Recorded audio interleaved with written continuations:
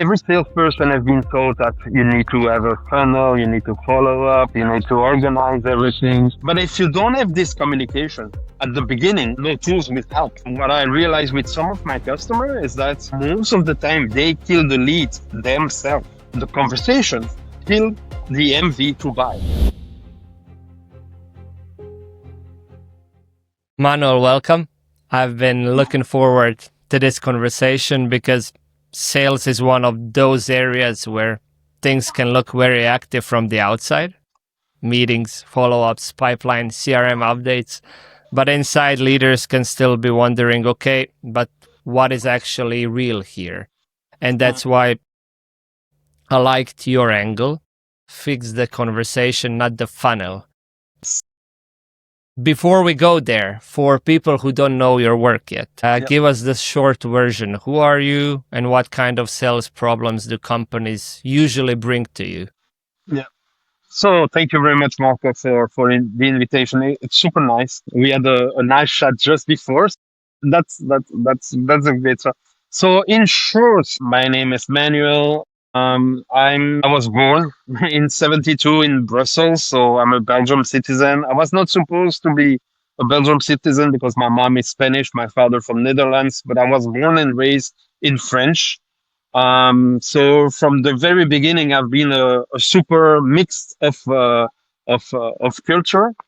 Then very quickly, very young in 1994, so 22 years old, I left Belgium to go work in Tokyo, in Japan. At the moment, Japan was still isolated. There was not a lot of foreigner there. I mean, sushi was not the brand, the hype over there. I mean, everybody was thinking like they're crazy to eat raw fish. Now everybody's crazy about sushi. I spent 2 years, fantastic year working in the event industry, where I learned in Japan discipline, hard work. I was working like 7 days a week, 16, 17 hours, and the other time I was partying. So in the event industry. Then I came back and I was cast for a program by a automotive industry, Renault. Now you know the car, to be a B2B sales. And they have trained me for 18, I stay with them 18 years selling B2B. So I'm still consider myself as a dinosaur because there is no more people staying 18 years in a company. And yeah, it's been really, really successful. Didn't want to start my career at one moment for salespeople. And I think that has an impact now with no salary, only commission. So I accept a job, only commission, no salary. And every month I was starting from zero, but still 18 years, earned a lot of money by selling cars and selling cars that nobody dreams during the night to buy a Renault. Nobody wake up and say, I'm going to buy a Renault. So you need to learn to sell. They've been investing a lot of money in training myself to all the sales techniques, all the communication skills, all the negotiation skills, everything you can think about sales. I rebuilt everything to till now, where I have 4 companies, and I'm living in most of my time in Dubai, and I've rebuilt also companies here in Dubai. Everything almost based on these skills that I have developed. It's like conversational, like not too much thinking about the techniques and the way to do it and the optimization of sales, but mainly about communication and the way you speak to people, the way you make the people feel, the way you listen to people before trying to do anything. Um, so far, I'm 54, and so far it's been working pretty well. So there is no reason to stop, despite everything, environment and all that. Very quickly, I understand that the new environment will be easy for me to use without changing my philosophy, my way of doing it. What I like about your work is that you don't seem to treat sales as just more pressure, more tactics, more closing. You seem to bring it back to the actual conversation. What is being said? Is there trust? Is there a real buyer decision there. And to me, that connects directly to leaders and founders, because if the sales conversation is vague, the pipeline becomes vague, right? And then suddenly the founder is not looking at sales anymore. They're trying to interpret uncertainty. So let's start with your line. When you say I fixed the conversation, not the funnel, what do you mean in practice? So in practice, mm, okay, that phrase came not long ago, and actually it's kind of the result of years of reflect of thinking about it. Um, every salesperson has been told that you need to have a funnel, you need to follow up, you need to organize everything, and you need to make it kind of precise. And I agree with all this. Now, what I realize is that if in the environment right now, if you're not making the people feel that you're going to sell to them something, when the people feel it's not that organized, even if it is, when the people feel they speak with someone, not a machine, not someone who's programming every steps, then you don't really need a funnel. It happens to me many times that at one event I spoke with someone. I listened to him. I have a little technique about this networking event. Spoke with him, listened to him, identify quickly one of the issue he can have, and then it's the ability to ask the right question, uh, and to identify one issue, and then it is not speaking again when you identify this. It's not speaking about how you can solve it. It's more speaking about how would they love to solve it? And at one moment, I mean, by this way of doing, it's no more a funnel. You don't fix a funnel because someone have a problem. Okay, and I can give the precise methodology to fix that. But are they going to do it? No. But am I able to make them understand and communicate and do the same by conversation? Yes, it's more human interaction. So that came from that. I think a lot of CEOs hear sales problem and immediately go to the visible stuff. Maybe we need more leads. Maybe we need better follow up. Maybe the CRM is not clean enough. But you seem to start somewhere else. You seem to start with what is actually happening between two people when they talk, which is basics, right? Those are the basics, and everything else will help. And help. I'm not saying that, yeah, it's not going to help. It will help. But if you don't have this communication at the beginning, no tools will help. You know, you can have one of the main.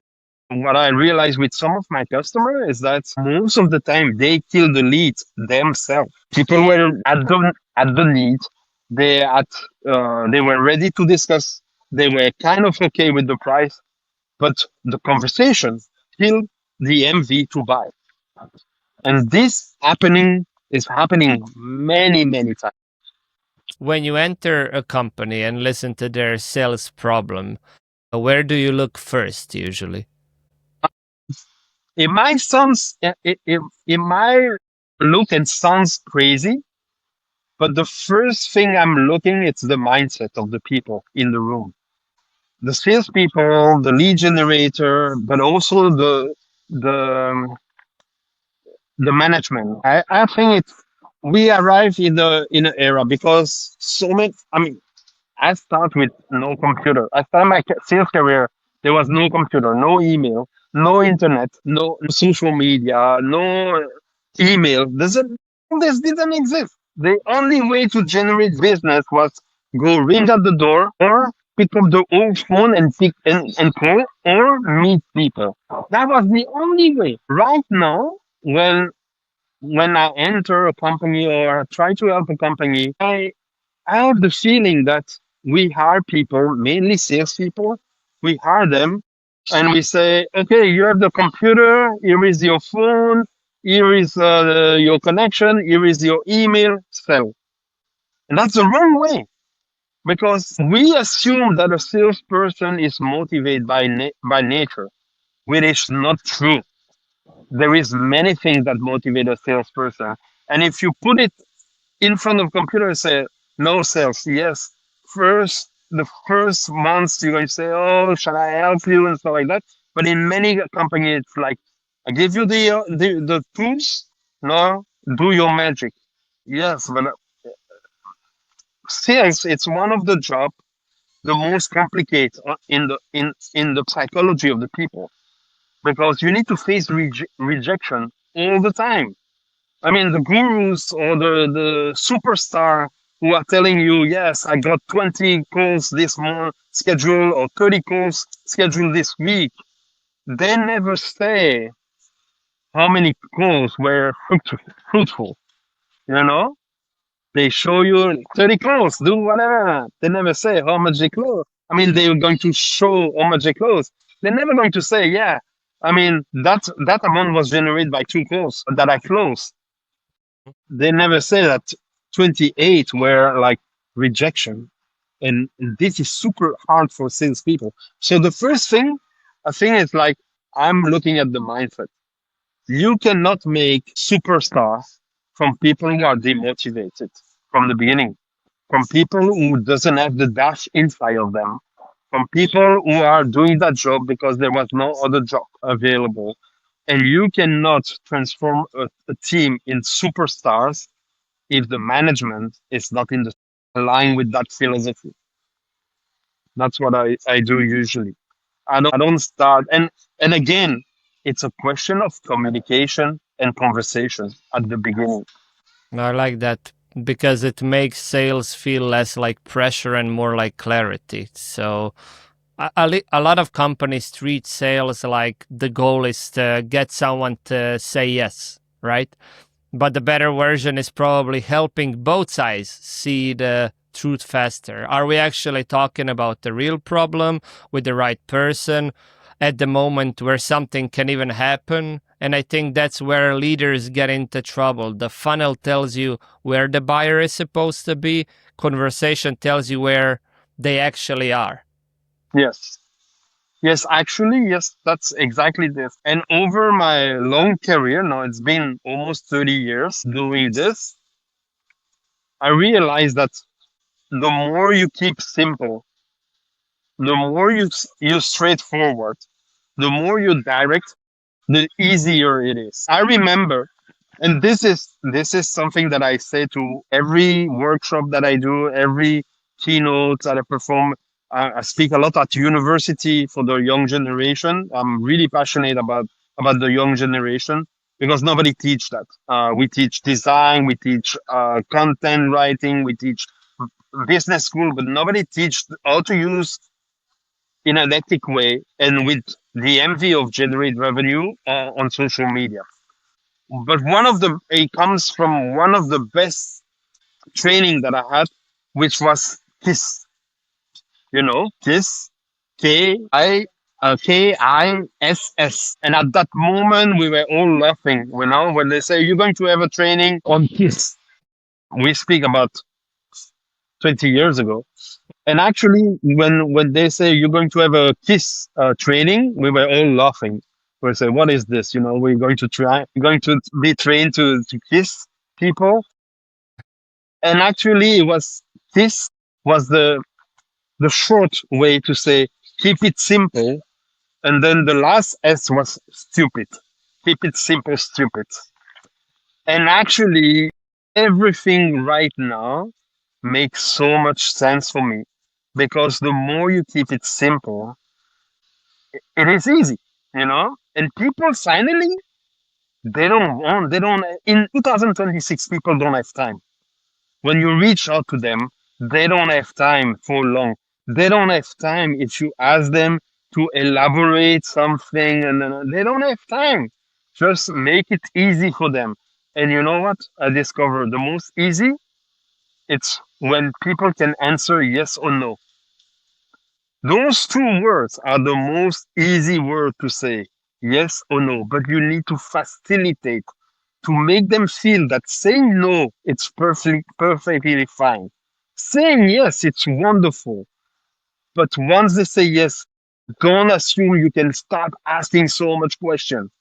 If they say no, don't assume it's personal against you. It's just no. And the beauty is that now, despite the moment I start, we have millions of people to contact. Imagine when I had only my phone and go ring at the door. I didn't have the time. I didn't have so much people to contact. Right now, with internet, all the social media, I can contact anybody in the world. So no, it's a benediction for me. When people say no, I'm like, great. I don't have to waste time with that person. And when someone say yes, I make it easy for him to continue the conversation. It's the power of questions, right? And a lot of times we ask wrong questions. There's no bad question, but there could be a bad timing because if a certain question is not leading you to either left or right, yes or no, we can visualize it like a binary tree, how I usually do it. Then it's not that the question is bad itself, but maybe the timing is not right because it's not leading you towards a decision, right? Yeah, absolutely. There is a very good book that I read many times. It's called Never Split the Difference, which is from Chris Voss, former FBI negotiator. And when I read the book first time, it opened my eyes a lot because I was in a period where I was trying to make the perfect sales in every conversation. And when I read the book, I said, you know what? Let's go back to the old KISS methodology and emphasize and try to push for the no. The more people say no, I will embrace the guy who say yes. And from there, all the yes have been incredible, and all the no have been I start to embrace the no. I start to love the no because I knew I will not waste time. I knew I will not go deep in a conversation where there is no chance to sell anything. The entire process speed up in a way incredible. I mean, especially coming from someone who had to pick up the phone or ring the bell, actually. I think now the world is your oyster, right? You have access to everyone all of a sudden. And if you learn how to sell even without access to people, now with all the access, it's extremely easy, especially with the background you have, right? But the problem is for kids who grew up with only social media and don't have these basic skills, right? They're even shy to pick up the phone and they would rather text. That's where we need rewiring from people like you, right? When I perform masterclass and workshop at universities all around the world, I am one of the shock phrase that I tell the student is that if I had all those opportunity, all those tools right now, I will not work anymore. I will be on my private island, and I will not have to work. No, and then I say, well, it's not really true because if everybody have those tools, I will have much more competition. So the problem will be different, you know. But honestly, you need to realize the chance you have to have those tools, and you need to learn how to use it in an ethic way, not just like spending time on it. I mean, if you use it as a salesperson, use it with only one purpose in your mind, the end purpose, generate revenue. And you can be nice, you can be applying any methodology that works, but at the end of the day, it's generating revenue. And it's not like generating revenue like sign the contract. Generating revenue, it's doing an action that maybe 6 months, 1 year, 2 years, 3 years after will generate something for you. When you have this mindset of not the short term, and it's very complicated right now for salespeople because the pressure is there, the management, you need to bring results and stuff like that. But when you have this vision on the long term, trust me, results are coming earlier than just because you apply differently and result is coming earlier. About one little trick that I use when I go to events, you need to know I'm a very introvert person and a shy person. You know, every morning I have to wake up and watch the mirror and say, "You can do it. You can speak with people." If you let me, I stay home and I just need a 2 meter square home room, a computer, and I'm totally fine. But when I go to events and networking and whatever in events, I find a way like, okay, I'm not the guy who's going to talk to the people. I'm not the guy who's going to come to the people. And you know how it is. Like everybody has a business card and everybody come to everybody and the game is not to meet people and learn about the people, it's to give you maximum of business card. You know, that's the game right now. But I do differently. I try to find some little groups, just come to the little group, I listen, and when you listen, you understand whatever.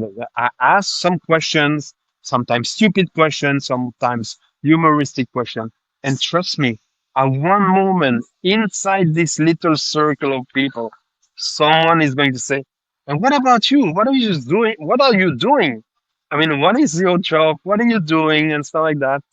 And that's the moment, and nobody interprets this like this. That's the moment someone is asking you, pitch me, sell me something, sell me your story, sell me what you have available. And that's the moment because I have listening, I know exactly what they do, I know exactly what they sell, I know exactly what they need, I know exactly. And even if it's not me who can provide this, I know someone who can provide this. And that's how you make your network starting because I'm not going to sell something to that person, but I know he needs someone. He needs something. So I'm going to try to make an intro to that person. But at that moment, I double my opportunities because I make someone happy because I introduce him to someone. But the guy I introduce is happy because he have an opportunity to sell. What is going to happen in the future? Both of them, when they hear someone that needs me or needs my service, they're going to refer me.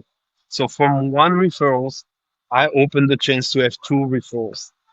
And that's how I do without being an extrovert, without giving my business card, without talking too much, just by joining a group, listen to them, make the little one, I mean the humble one, the little one, not shouting about what I do, but when someone and creating this curiosity to ask me what I'm doing. That's how. I had a post like this with James Bond, but I don't think it's James Bond. I saw all the movie of James Bond. I don't, and he's sitting and like, be nice, be polite, be nice, be polite, and be gentle with everybody in the room, but don't hesitate to kill everybody. The math is The simple, match is right? unbeatable. The Yeah. match is unbeatable. And you know what? Then I say, before being shy and be introvert, I was going home sometimes after event. I say, "You stupid! You could generate business. You could." And now I'm like, "Yeah, but I talked to this. This guy introduced me to this. I could pitch a group instead of one person. All of them were wanted to learn more about me. I have 3 meetings scheduled where if I was like going to them and say, introduce me, maybe I will have 1, 2 person. And that's this. Everyone talks about more leads, right? Because Yeah. more leads sound like a clean problem. It sounds measurable, operational, like something you can solve with budget. And CEOs love this, right?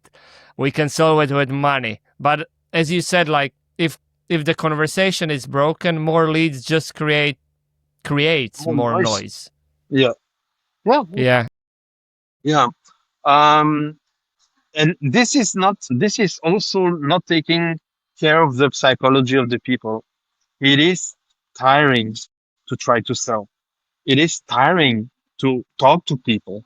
It is tiring to learning about the people. It is tiring, I mean, physically, mentally, to get rejection, to think about, or maybe they're not going to buy. With the pressure of making results, it is super tiring. Speak, and I'm on the opposite way. When I have to manage a team, I'm super strict. I come from a school where for 18 years I had a meeting 8:30 in the morning. I wear a suit and a tie, and there was no way to escape this meeting at 8:30, this sales meeting at 8:30 every single morning. And there is no way I could show up in t-shirt or not with a tie or not with a suit, you know? So 18 years. Before that, in Japan, everything was needed to be followed by the book. And there was no, I was not Japanese, so I avoid this, but the manager could beat the worker. So they never tried to beat me, to hit me, but I saw it because everything needs to be perfect in the room. No, I'm far away to, I love the creativity. I love this. I'm not super strict on this, but when I need to manage a team, yeah, I'm super strict because I know also that salespeople by nature, they try to be lazy. So it's not a question of like just me and trying to make the people always like me. I never really felt stress and pressure. But on the other side, I was working like crazy to make results. And I didn't need a manager to tell me, oh, Manuel, this is not really good. You're late. I knew I was late. I knew that I need to work harder to get the result. So this, it's also a sign in someone that, yeah, is going to do the job. It doesn't Mm, need someone to tell him. But on the other side, if you don't have someone to tell you, the it easy way for salespeople, it's to be lazy.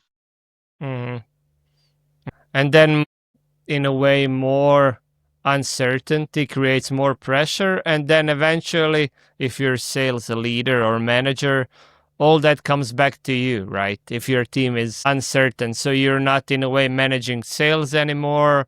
You're interpreting uncertainty in your team. And you're looking at the pipeline and thinking, is this real? Is this real? Is this real lead? Because no one is certain, conversations are not good. And exactly what you said, that is exhausting. It has to be It exhausting. is exhausting. During one part of my career in the automotive industry, I used to go to the cinema every Friday, every Wednesday afternoon. Every Friday afternoon, I was at the cinema.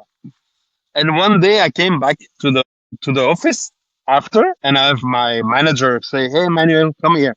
And I go, and I say, "Where did you go? Where were you?" I say, "I was working. I was visiting clients." I say, "Okay, sit down and tell me real. Where were you?" I'm like, "Okay, I was at the cinema." And he look at me and say, "And last Wednesday?" Well, I was at the cinema also. And the Wednesday before, I was at the cinema. And where will you be next Wednesday? I said, probably at the cinema. And he told me one thing I will remember all my life. He said, Manuel, between you and me, as long as you bring those results, I don't care.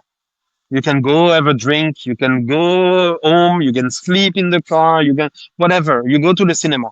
As long as you have those results. The day you don't have those results, you're going to have a problem with me. You know what happened? I never went to the cinema anymore on the Wednesday afternoon. As you mentioned, more sales and more leads can help, but if the conversation is broken, more leads just mean more confusion at higher volume, right? Yeah, yeah, yeah, yeah, yeah, yeah, yeah. So That's what just wanted to ask, what does a noisy pipeline feel like from the inside? hmm. Coming from you, for example, not the dashboard version, the human version. What starts happening in the company when nobody fully trusts the pipeline? I think it's the beginning of destroying the entire sales team or the entire sales process. In sales, I truly believe that whether it's with the clients or whether it's inside the company, the trust, it's the, I don't know the name, when you build a home, you need something concrete, the trust is the concrete of the entire process. Unfortunately, once the trust is broke, it's almost impossible to rebuild it. That's something. It's the same with a client. When a client lost the trust in you or the confidence in you, it's almost impossible to rebuild it. It's the same inside. Once a manager, and the same way, once a sales loses trust, it's not trusting its manager, the system is broken. So I will say that's one of the main issue when funnel for the funnel. Once whether the salesperson doesn't trust anymore the way the funnel is built, there is chance he's going to give up. Same way, a manager, when he feels that the funnel is not representing the truth, he will start losing confidence in trust in the salespeople, and that will he will not have any chance. It's not possible to rebuild it. So salespeople, in one way, need to be honest. Manager need to be comprehensive. Also, it's that balance that makes the sales Yeah. process going further. And sometimes salespeople don't have really much the how do you say that, the control of the funnels, because sometimes it's the marketing team who's like building the funnel, and the salespeople need to bring those funnel to the result. Most of the salespeople are doing only one part of the sales process. So it's much more complicated, I believe. So if you you complicate this yourself, or the company is complicate this, and I see so many complicated so many times, like, you need to put all the details in the CRM. It's super important for the marketing team. It's super important for the managing to control. It's super important for anybody else, but it's absolutely not important for the salesperson. And he's going to waste time doing that, waste energy doing that, and then he's going to say, "Yeah, but how come you didn't see enough clients?" Well, I was inputting every details in the company, in the CRM, for example, everything. So it's a teeny line, it's a teeny string, and sometimes you can make it longer. Sometimes it's getting very very teeny. Because then at the end of the day, they start guessing, right? Yes. And guessing doesn't always look chaotic. Sometimes it can actually look organized. As you mentioned, CRM, right? They're putting so much info inside, but then the next step is weak. The buyer is vague. Salesperson is optimistic falsely. And then Yes. the sales manager is trying to make decisions with half truths, right? That's where I think sales, in a way, becomes a leadership problem, because uncertainty doesn't stay with the salesperson. Then it moves up and escalates. Yes. So the salesperson is unsure, then the manager inspects more. The manager is unsure, so the founder asks for more updates. And then suddenly, one vague buyer conversation creates 5 internal conversations in the company for no reason. For my team of salespeople, usually I try to make them feel comfortable, and I say, since the beginning of the world, we all have been salespeople. We all have been trying to sell something. Whether you try to sell to your mother something because you are hungry and you're a baby and you cannot say anything, so you are crying to make your mother understand that she need to give you food. The same way in a sales for salespeople, we try. I mean, we try to make it overcomplicate, where the sales process has been the same from ages and ages and ages. You need to do lead generation. You need to show up in a right manner. You need to follow up, which a lot of people forget, and you need to go to with the for the close at one moment. That's 4 steps. You can divide those steps as well, but basically those are the 4 steps you need to do.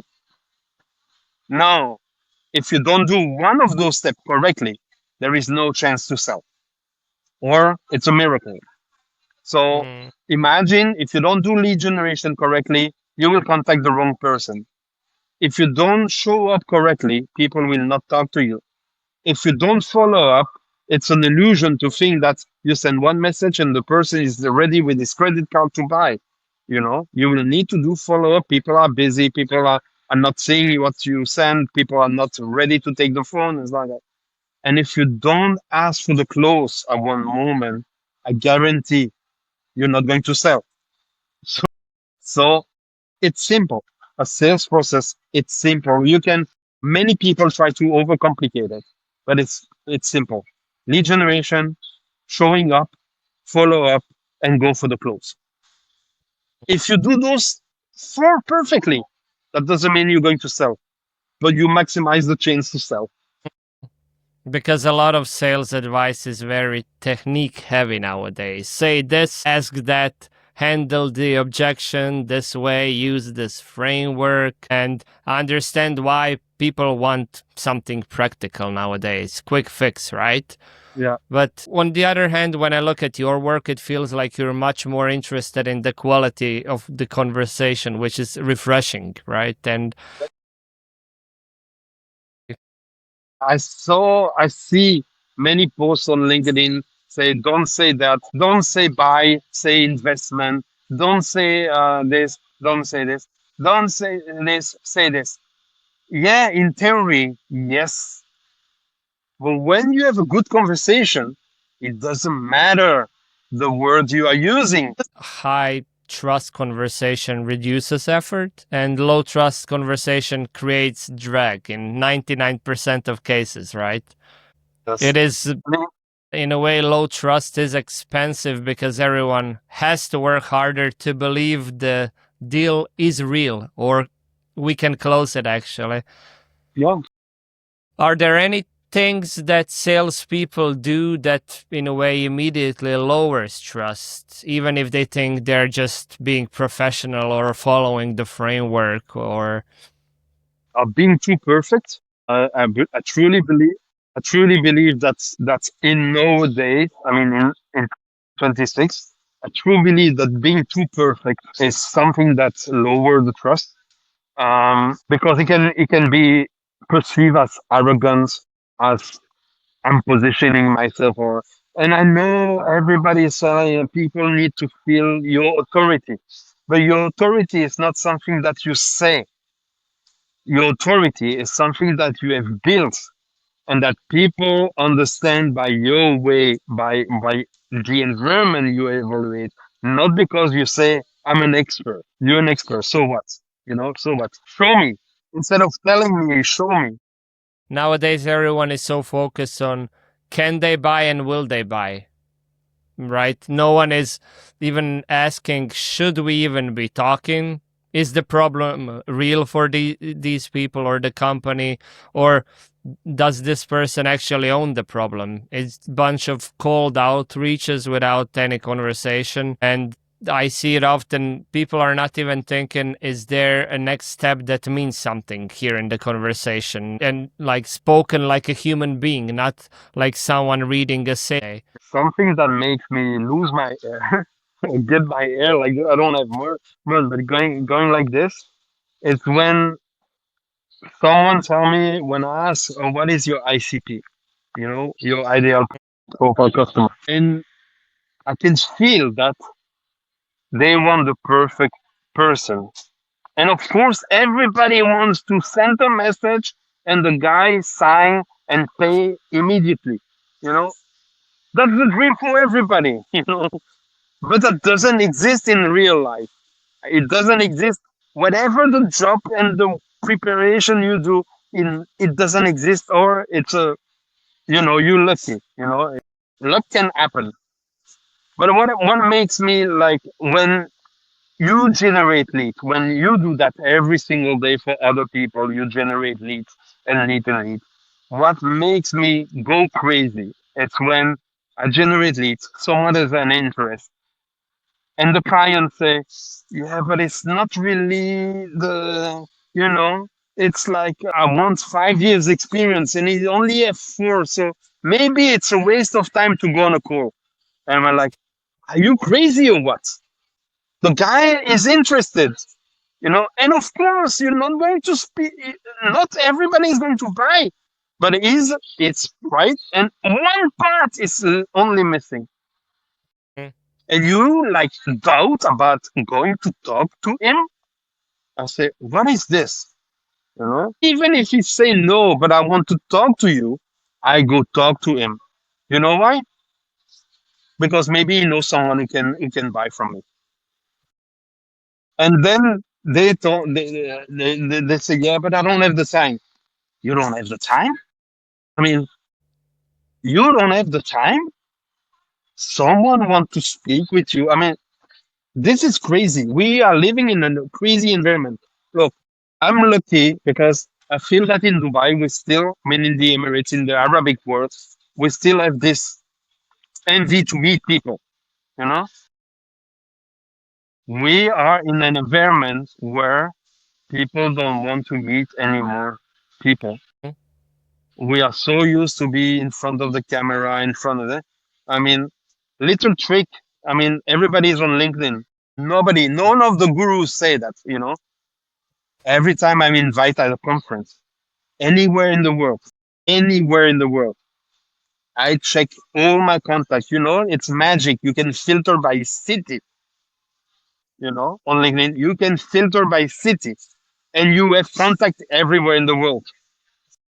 There is 100, there is five. I sent a message to those five because maybe we never had the opportunity to meet. And I send this kind of message. I say, hey, John, we have been connected. We never have the chance to meet. I mean, I would love to meet you. I'm coming for this conference in Barcelona, for example. I'll be there and there. That will be great if we can share a coffee. You know that sometimes I spend more fruitful meetings and business from those people from were already in my network that at the conference himself, you know. And sometimes it already happened that I went 2 hours at the conference and I spent 20 hours meeting people outside the conference who were not going to the conference just because they were in my network or on LinkedIn. And it's easy. And when you use this power of social media, you can do that on any platform of social media, the magic happens because you meet people, they can feel you, they can see you, and not all of them are going to be, but they're going to maybe refer other people they're going to meet. Those guys are already in your network. That's a very practical thing. Instead of telling me, like, you need to use this word instead of this word, teach that to the people. Go meet the people. Don't be afraid to say, yeah, but maybe he's not going to buy from me. I'm going to waste my time. You don't know. Yeah. Why And not? that's coming from an introvert, right? And that's coming from a super shy and introvert person. I'm not lying. Every morning in front of the mirror, I say, you can speak with people. You need to speak to the people. Don't be shy. Nobody is going to beat you. Nobody is going to make fun of you. Just be natural. Let the people know you. Because what's the worst that can happen, right? No one will kill you, right? No one will attack you with a baseball bat.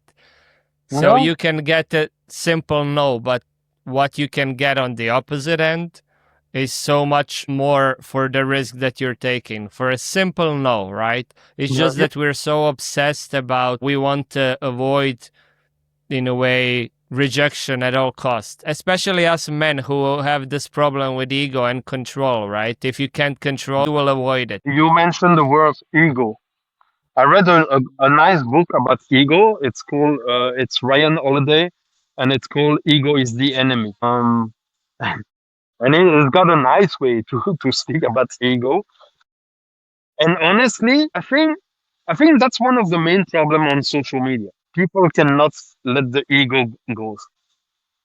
To the young generation, when I do at university, I say in the future, when you're going to enter the work, when you're going to enter the environment of working, and you need to go after results, Think about this.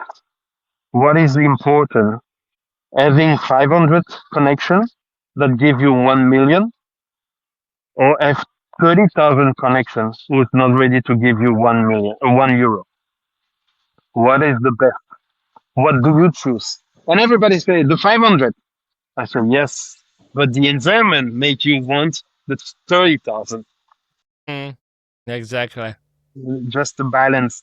When you lose this ego, you can do magic. Recently, I spoke with a super salesperson in the United States, and we were speaking about content and the problems of AI content. And I was telling him like, okay, tell me a little bit the secret. I mean, it's tough, really tough. And he told me, Manuel, I'm happy you asked me this question because I use AI to do content. Of course, I put my little souls, but mainly I use AI. And I say, yeah, but people feel that it's AI. And they say, yes. And I said, yeah, it's not good. And I say, yes. And they say, but, you know, and I say, look, I realize that I'm not here and I don't put content for people to like me. At the end of the day, I need to bring food on the table for my family and for that. So now I don't care what people think. It's proof, and I can show you the numbers that the food on the table I bring with AI content and the fact that I save time and the fact that I just need to make some little show, and maybe people don't like it, but the people who like it, they buy from it. They don't just like. So my choice is make, and he told me, I advise you to do the same. You know, Hmm. just use the tool smartly with one precise goal, and forget about being liked. Forget about the number of followers. Forget about the number of likes and interaction. You are not there for people to like you. I will say, and it's sad because we work more, we stay, and it's an introvert. I would love to stay home and meet nobody. I mean, I would feel comfortable, I'll feel super comfortable. But the COVID period made me realize that as a human, we were so lucky to be able to meet people. We were so lucky to be able to have a conversation, to shake hands, to pass some feelings, to understand feelings, to see in the other without words how he feels, what is going wrong, something is going wrong. And this period of COVID, which was dramatic for everybody, made me realize that until the end of my life, I want to meet people, not especially the people who are potentially going to buy from me. I want to learn from people. I want to listen to people.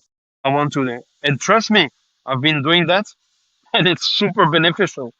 I don't have to complain. I mean, my phone rings 6 or 7 times a day with potential business because all the people I meet, all the people I talk with, they like, "Oh, man, you need to meet Manuel. You need to contact Manuel. You need to. Here is his phone number. Call him. He's super cool. He's going to answer. He's going to reply to you. He's going to try to help you." This is the magic. We, as a human, we have something that is different. We have the possibility to talk, to meet, to feel, to understand, to touch other people. Others, animals, they don't have that.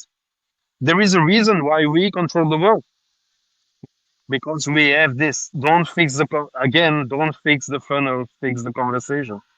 Yeah, and moving forward, it will be, as you mentioned, with AI and everything being digital, even more important to focus on this human side, right?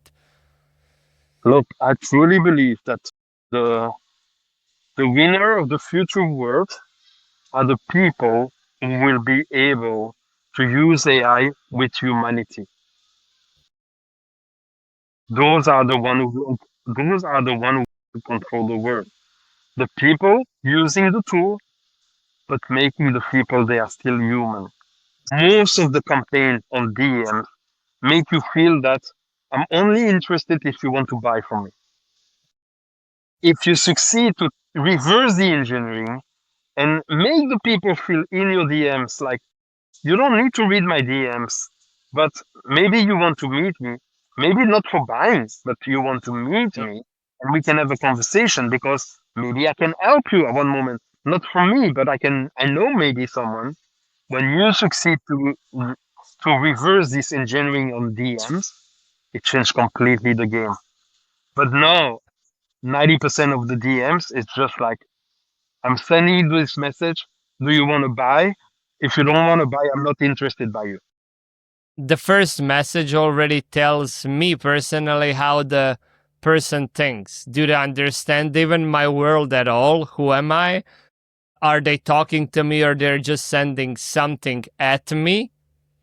Right? And then sometimes, I mean, is this a real opening even for them, or they're just pitching this blindly without even reading my profile? Who am I and what are my interests? I have the human approach of this. Like, for example, of when people send me a connection, and I think what you were one of them. When someone asking, send me a connection without any note, which I totally accept. That someone can send a message without notes. I'm not the kind of people that say never send. I mean, who do you think you are to send a message without note? No, man, I saw your profile. I was interested. I push connect. So what? I mean, why not? Me, personally, it's my rule.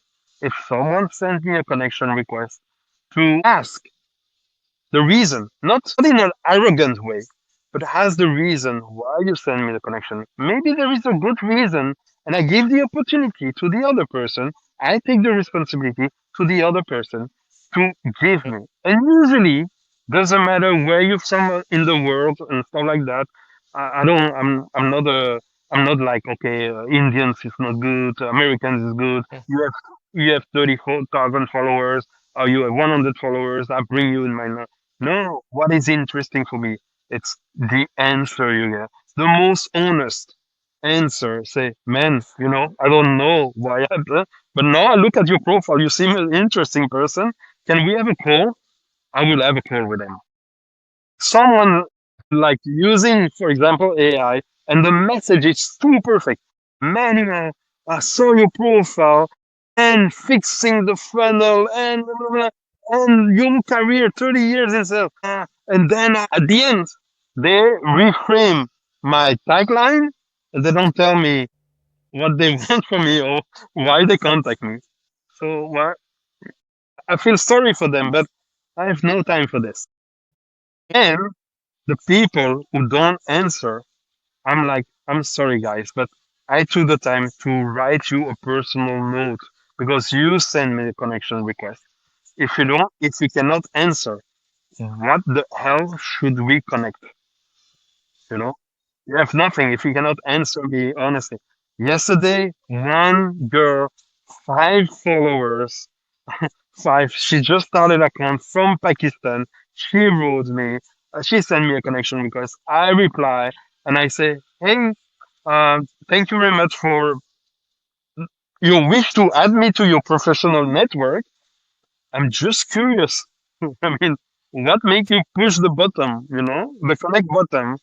And then she reply instantly. I mean, 5 minutes later, she replies, say, "I'm sorry.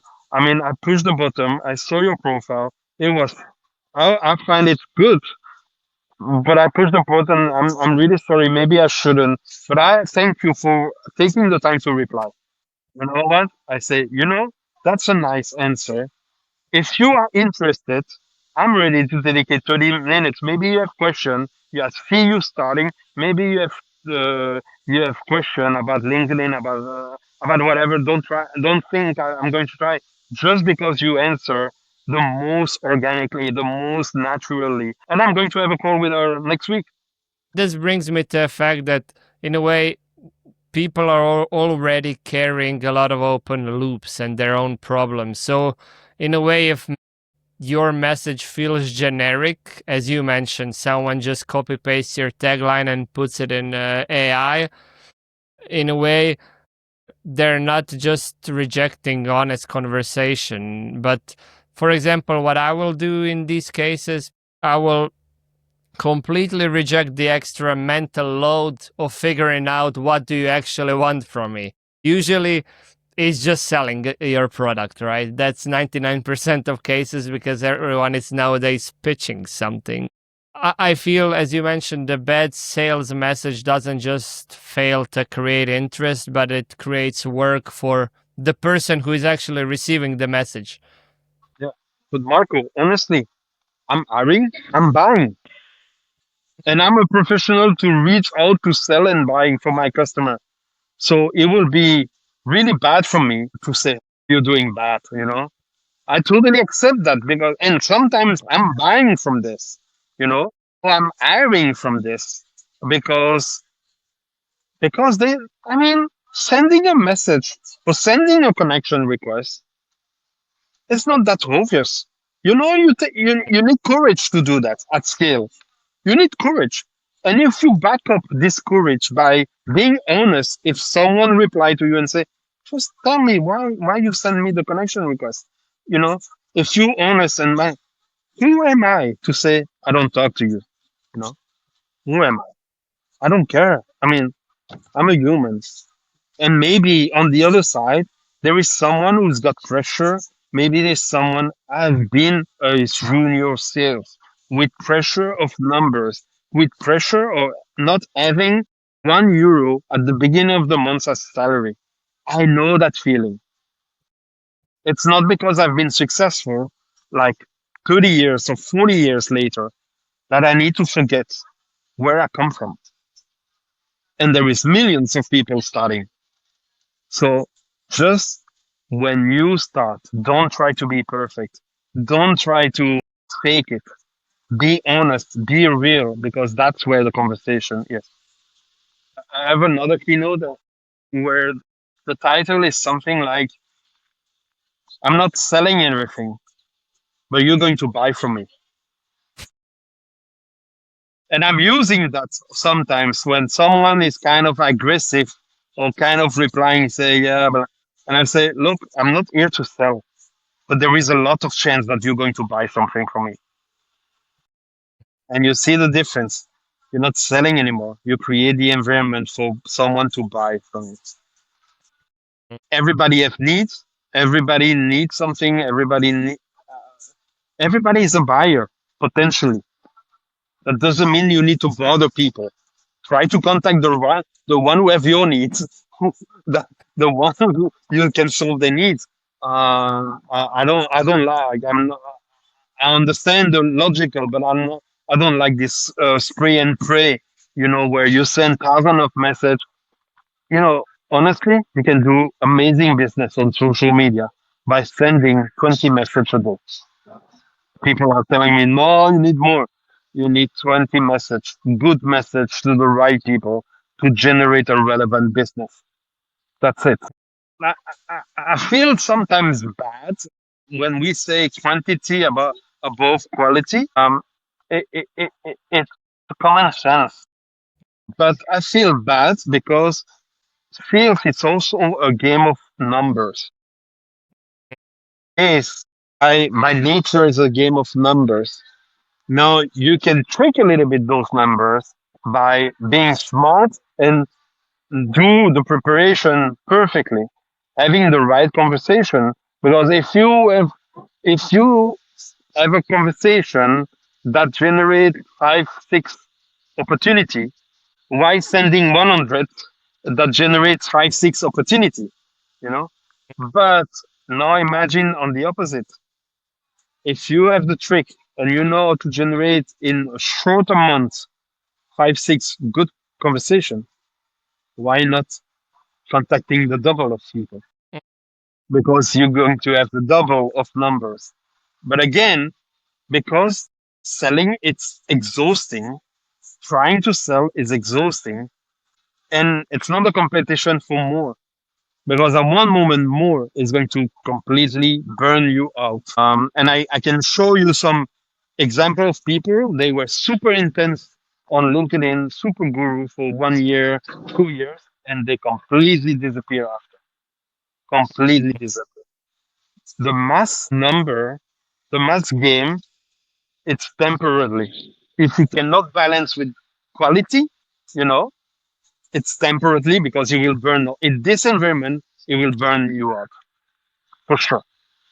If a founder or sales manager could change only one thing about how their team approaches conversation in general, what would you want them to change first? Don't ask perfection. Don't expect perfection. Don't ask perfection. I was going to the cinema every Wednesday and I was bringing my result and I was not perfect. I don't speak perfectly English, yet all my are in English and that's not perfect. I do a lot of mistakes. Don't expect perfect because sales is not something perfect. There is a lot of parameter it comes from human side. Yeah. I think in general that's a great place to end. My biggest takeaway from all this is that sales is not just about more activity, it's about better contact with reality, right? A good Yes. a good conversation helps both sides understand what is true. And if that clarity is missing, the uncertainty doesn't disappear. It just moves into the pipeline, into another forecast, another sales meeting, and eventually onto the sales manager's desk. And that's in a way why I wanted to have you on. Where Yes. can people find out more about your work and connect with you? So they can find me. I mean, the platform I use the most is LinkedIn. So it's the best way. Usually every connection request, if you don't want to send a message, send me just a connection request. I will send you a little message asking you why. And it's not automated. It's me spending every night sending to everybody because I change the message all the time depending on my mood, my feelings. But be prepared to reply to it as a human and happy to have a conversation with anybody.